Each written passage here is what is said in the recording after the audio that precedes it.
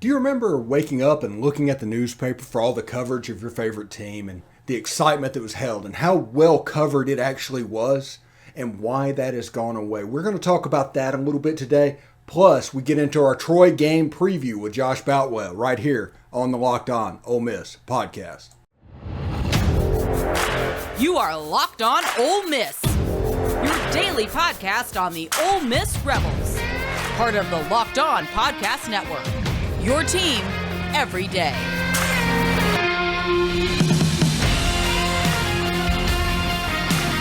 All right, welcome to the Locked On Ole Miss podcast. I am your host, Stephen Willis. Thank you very much for joining us, and thank you for making the Locked On Ole Miss podcast your first listen every day. We are free and available on all platforms. Now, my name is, like I said, Stephen Willis. I spent 3 years in the Manning Center. I spent 10 years at Rivals.com. I worked in local television. I've done all of this stuff. So I'm going to talk today a little bit about the media and what has happened in the last 20 years. And something you need to understand, because there's a whole lot of giving credibility because that's the way it's always been. But everything has changed a little bit. Also, we do have our preview with Josh Boutwell, the Troy Messenger. He's going to talk about the Troy Trojans, and we're going to preview a little bit of that game. Our post-spring stuff goes on. We also have Georgia Tech coming Wednesday, so tune in for that. But I'm fairly excited about what's going on. That's like my resume. There's my Twitter handle, all of that. So I'm going to talk a little bit about the media. Now, sports media was created when there was no TV, there was no radio, somebody to have a set of eyes on the event and to report back of what happened. That was the beginning of sports media. And that happened because it had to. It was out of a necessity. As it has gone on, there was always a need for it to be there. And then sometime in the 90s, newspapers started going down. In the early 2000s, with the advent of the internet, newspapers started going really downhill, and they started cutting people right and left because there used to be 7 or 10 levels between advertising and the actual reporting going on. But that went away whenever the newspapers started to go downhill because they couldn't afford those levels. And eventually they basically, for all intents and purposes, disappeared anyway. I know the Clarion Ledger is still out there, but they are nowhere near at the level of what they once were. I don't think anybody would argue that. That isn't a shot, that's just a fact. And this is what I'm going to put out today is facts. So, as that happened and the number of levels went down and the internet took over, the internet started taking over the slack for the coverage of these teams. Now, we expected them to have the same level of credibility and do the same fine job that the newspapers used to do. That was the expectations going into this. But there was one thing that corrupted everything in the name of a fan site, like Rivals.com, On3, 247. Now, back then it would have been Rivals and Scout because it broke off from the same company. But it was the number of people from the assignments desk to the reporter. Because then reporters got to pick and choose which stories they wanted to go after. Whatever their idea is, do it. There was no assignments desk. There's nobody critically thinking about what needed to be done. It became what needs to be done to make a buck. How many subscribers will we get off this piece of content? And that started in the mid-2000s. Now, 17 years later, it is honestly become a monstrosity to where basically local media exists in these little bubbles. National media exists in these bubbles. Everybody has their own bubbles. And if you agree with them, you will agree with that bubble. But if you don't agree with them, you can discount that bubble. So everything is like a pie. So let's think back at TV back in the 1960s. You had CBS, NBC, and ABC. 3 pies, just cut nice and neat. Then cable came around and ESPN and everything, and they started cutting a little more into that pie.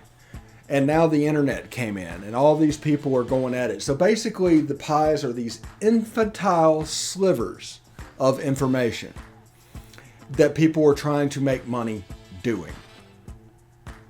So you have so many people doing the thing, doing so many different angles. There's such specializations. There's a reason we do this the way we do this.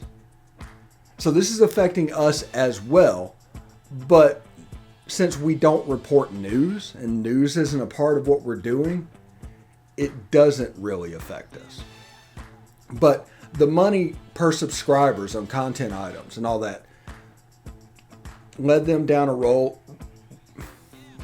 of, I don't know, fear, high emotional stuff. And they want to every game. There was like 5 years in a row whenever we were going 5-6 every year. That is this season opener the most important game of the year. And they would do that for like 6 months. And it would turn out Ole Miss would win. They'd never talk about it again. It was the most ridiculous thing ever. Because we've lost our sanity a little bit when it comes to media coverage of events. As we need heightened emotional attachment, whatever that might be, whether it be fear or elation or whatever it is, you need to do that because they need clicks. They need this to, and by clicks I mean subscribers. I realize they're not completely click-based, but even the click-based companies are needing all of this. So they go hyper elation, hyper fear. All of this is this game, the biggest game that we've ever seen. Tune in when we play Tulane Saturday. And it just doesn't, you can't play that game at all. If you do it over and over again, it gets stale and you end up having to do even more to keep that same audience because the people are doing it for the adrenaline rush of what's going on? What do I need to be afraid of right now? Next time it's going to take more. And the next time it's going to take more. And the next time it's going to take more. So I say that as a background in the sports media. From the beginning, when sports media was an absolutely necessary thing as far as having eyes on an event and reporting what's going on because it wasn't on radio, it wasn't on TV, and if you weren't in the stadium, you couldn't see it, to now where it just is a niche thing that you kind of cover the things you want to cover, and it doesn't really matter if you're right or wrong. That is the path of sports media, and especially college sports media. So, I say that to say this. College media, by definition, this is not a shot again. I'm not taking shots at anything. This is just a fact. They are very current events oriented because they have to be. That's what they do. That's how they were trained to be a reporter. If you are reporting on an event that just happened, you're naturally going to be living in that moment. So they are naturally current events oriented.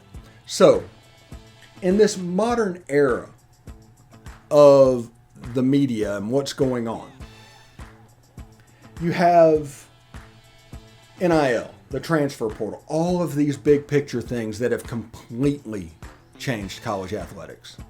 Since 2019, it's completely different than it was. And if you hear somebody say that's the way it's always been, immediately go the other way. If you have anybody that wants to do anything right now about transfer portal or NIL, run away. Because here's the dirty little secret about the college football media, local and national, it doesn't matter. There's a shocking amount of that's the way things have always been in the national media, in the local media, because they have lives too. They have kids, they have carpool lanes, they have soccer, all of this. They have all of that. And they're required to remember all of this other stuff that is superfluous to them. So there's going to be a lot of, okay, who is always good? Ohio State's always good? All right, Ohio State's going to be good. Oh, Alabama's going to be good? Alabama's going to be good. So there's a lot of that going on. Not a lot of research just because they don't have time to do it. And that has been going on for a long time, but while they were able to stay in their lanes, it could be hidden. If you were just reporting on Ole Miss, if you were just reporting on Mississippi State, it could be hidden. But the moment you delved into anything outside of that and tried to make the big, wide sports world, it shows holes in your thoughts, in your takes, in your knowledge of what is going on. You can act like you're completely confident in everything you're saying, but that's not going to be the case because it's physically impossible to do that. So these people that are talking about NIL and the transfer portal and everything, trying to correct it already after less than a year, do not listen to them, either pro or against, because the biggest problem we can have is somebody putting their thumbs on the scales right now. If you put your thumbs on the scales right now and then all of a sudden NIL goes into a disaster in 10 years and they're like, see, I told you it was a disaster. No, you messed with it from the beginning. This was designed to be a disaster. This was COVID all over again. So just be patient with this. Let everything take care of itself. It's going to be like NFTs. In the beginning, there's $300,000 NFTs. Now they're reselling for $100. That's still overpriced, but you get my point. And understand that what's going on right now in the national landscape, people are genuinely afraid because the way it's always been is not the way it is anymore. And because of that, the hit rate is less and less and less. And if you look at any media right now, any media, you can see that that's the case. So I'm just telling you to be careful. Anyway, again, not taking shots at anybody. It's just a factual representation of what's happening. I have a broadcast journalism degree. I worked in local TV. I worked in the media at rivals.com. I understand how this is supposed to work, and it doesn't work like it used to anymore. Everything's changed. And people trying to affect things and put thumbs on the scale might be so it will be like it used to be when that was the way it always was. It's just a really interesting thing, and I just wanted to take a few minutes to talk about that. Anyway, coming up later in the show, we have Josh Boutwell from the Troy Messenger. He's going to come by to talk about the Troy Trojans, and also we are going to talk a little bit from our end about the Troy game as we start the off-season previews right after this break from BetOnline. Our partners at BetOnline continue to be the number one source for all your betting needs and sports information. Find all the latest odds, news, and sports developments, including this year's basketball playoffs, Major League Baseball scores, fights, and even next season's NFL futures. BetOnline is your continued source for all your sporting wagering information, from live betting, playoffs, esports, and more. Head to the website today or use your mobile device to learn more about the trends in action. If you go there, you might see that Ole Miss is a 21.5-point favorite week 1 against Troy, which we're about to talk about. And also the over-under on wins is at 7.5. Whether you think that should be higher or lower, it's there. So that's something that you can bet on. But anyway, BetOnline, where the game starts. All right, thank you for making the Locked On Ole Miss podcast your first listen. For your next listen, check out the Locked On Sports Today podcast. The biggest sports stories of the day, plus instant reactions, big game recaps, and the take of the day. It's available in the Audacity app, YouTube, and wherever you get your podcast. You can check those guys out. It's going to be really cool. Just check that out. All right, in the first segment, we talked about basically the role of college football media and why sports media in general has gotten so poor over the last 5 years. We went all the way through. We did a timeline. Well, it was about 11 minutes long, but we did a timeline on what's going on and where the problems lie in sports media. Now let's switch gears a little bit and look at the Troy Trojans. We're going to talk to Josh Boutwell in just a second from the Troy Messenger. But before we break into it, we're going to recap Ole Miss after spring, post-spring. Now, we haven't had the fall practices. We have not seen the full offense altogether because Lane Kiffin did a masterful thing, putting Michael Trigg and Jaxson on one team and Luke Altmyer and Zack Evans and those guys on the other team. So you couldn't see exactly what the offense looked like. It was a masterful performance. They managed to separate the teams and do all that. It was fantastic because anytime you have a spring game, realize you cannot take anything from scheme. It is designed as basically a false flag for other teams looking in. It is designed to basically entertain you in the stadium without showing anything. Last year, they put every receivers in a white jersey I think there was receivers in a white jersey out there in the last spring game. Zack Evans had like 2 carries this year. Jaxson Dart just pumped the ball down the field. I do not know if that was intentional. That's the thing that people need to realize. Before that game started, Lane Kiffin could have went up to Jaxson Dart and said, I want you to throw the deep ball. I want you to force the deep ball. Any chance you get, I want you to throw the deep ball. It doesn't make any sense in the offense as it was, but for that day, as a false flag, it could absolutely be something. But Michael Trigg was the big star of spring practice. Everybody talked about him, and honestly, they should. He did a fantastic job and was probably the best athlete on the team minus Zack Evans. But between him and Zack Evans and whoever plays the slot, could be Jalen Robinson, it could be Jordan Watkins, it could be Jalen Knox. Any of those threes lining up for the slot position. Because remember, this offense is going to be 90% in between the hashes. That's where the conflict players are. There's going to be a ton of RPOs in this offense. And it's going to be mostly near the line of scrimmage. It's just the way it is. You're not running RPOs off of cornerbacks. So outside receivers, they kind of just get to be until the Lane Kiffin plays come up where you do the double move and you have the wide open receiver. I don't expect any outside receiver to have more than 20, 25 catches this year. I just don't. I expect the tight end and the slot receiver to be around 70, honestly. I expect Zack Evans and Ulysses Bentley to have a big role as well. I think the screen game is going to be really big. That with the RPOs and all that with the inside receivers. It should be a lot to see. It should be a lot of fun. Now, defensively, when looking at this team, you can see that they have a lot of talent, a lot of building blocks, a lot of things that are the way that you want them to be. Even somebody like Ishim Young not playing in the spring, it shows you how talented this group could be.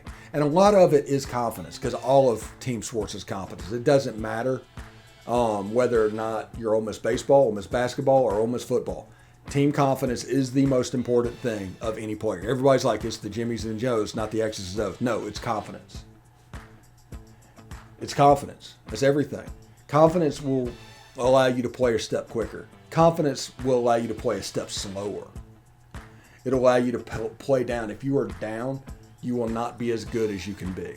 For you to max out, you have to be a highly confident team, and it doesn't matter which Jimmies and which Joes they are. The difference, honestly, in Ole Miss traditionally between a 4-8 team and a 7-5 team, same talented players, same players on the field. It wasn't coaching, it was confidence. It was the belief that it could get done. That is the most important thing. Then Jimmies and Joes, then X's and O's. Those are the three. Like Tennessee baseball broke Ole Miss baseball this year. Absolutely broke them for like a month and a half. Ole Miss, we'll find out today if Ole Miss will make a regional in baseball. But if they don't, it is because that confidence drop that happened after the Tennessee series. They just broke Ole Miss baseball. It was the dangest thing I've ever seen. And because of that, you look at it and you're like, okay, you got to get that confidence back. By the time they did, it was potentially too late. So we'll see today if the baseball season is over. If it's not, we will talk about it some. I mean, we're not going to go overboard because, like I said, 90% of our audience is football only. Like 5%, maybe 7% is football and baseball, and then the rest is everybody. That's what we do. So most of what we talk about is going to be football in this show. That's just the way it is. We do commentary and perspectives. We do not do news. This is not a news organization. We do not want to cover news, but we'll talk about what's important to Ole Miss fans. So I will break down what is happening in a way that they can't. They don't have the energy, the time, or the want to do it, but I do. So we're going to do that. We're going to talk to Josh Boutwell in just a second with the Troy Messenger, and he is going to talk about the Troy Trojans, the opener for Ole Miss football. We're already talking about that. I got my Phil Steele stuff in the mail. I've got the college football magazine from Lindy's already. Let's do it. Let's get going.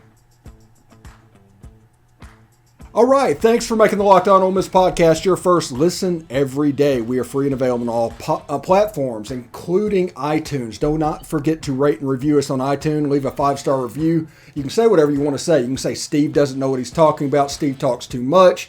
Steve has excellent guests, but he underperforms a little bit. And speaking of that, I have Josh Boutwell on the show from, I think, the Troy Messenger to talk about the Troy Trojans. How you doing, Josh? All right, I'm great. How you doing? Pretty good. I do not know a lot about Troy. I know they went through a coaching change and hired Ole Miss former linebackers coach John Sumrall to be the head man there.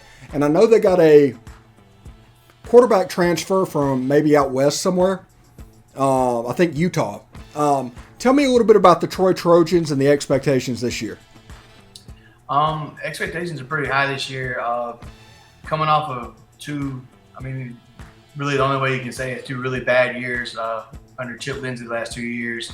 Sumrall has brought a lot of excitement to the team for sure. I think that's without question. Also, it's probably one of the most veteran defenses probably in the entire country.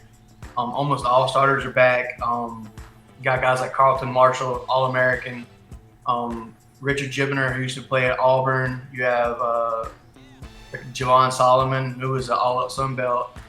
Had 17 tackles for loss. So there's a ton of veterans coming back on the defense. On offense, it's a little bit more of a they have to try to build on a lot of struggles from last year. They're implementing a new offense. Joe Craddock, who was formerly at Arkansas under Chad Morris, he's the new offensive coordinator. He came from UAB. He's bringing more of a run-heavy offense, and there's a big group of running backs that Troy has right now with Charles Strong, who used to be at Texas A&M, Kamani Vidal, who's run for over 700 yards the past 2 years. There's a lot of veterans there.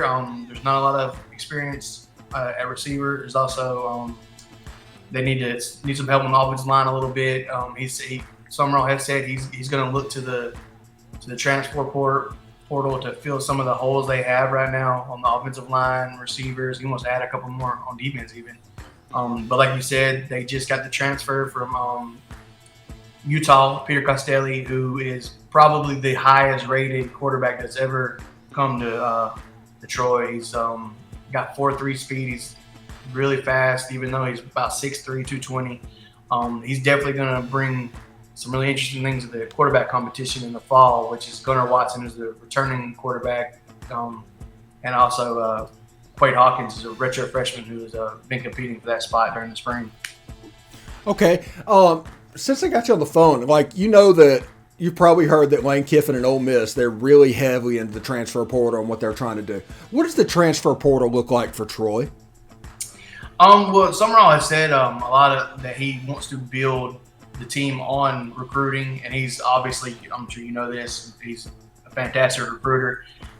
He's said this year especially he wants to try to fill some holes. They did have around, I want to say 6 or 7 guys that left after spring, and he wants to kind of fill those spots with guys from the transfer portal, and he's actually explicitly said he wants to get some difference makers on defense, as well as filling some holes on the offensive line, and he wants a home run threat at receiver. So I think in the next few months, we're probably going to see some more guys coming in from the transfer portal.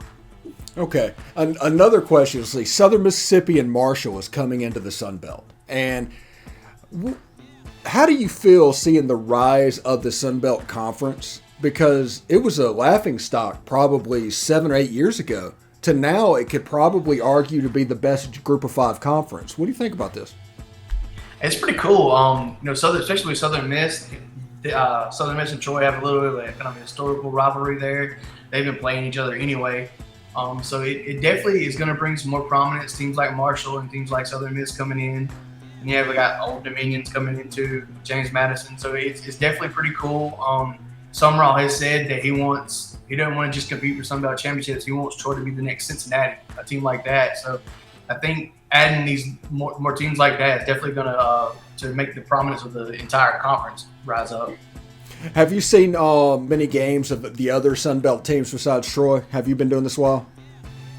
Oh, yeah. I've been covering Troy for 6 years probably. Okay. Well, here's my question. What is something that we might not know about from other Sun Belt teams that you picked up on your travels?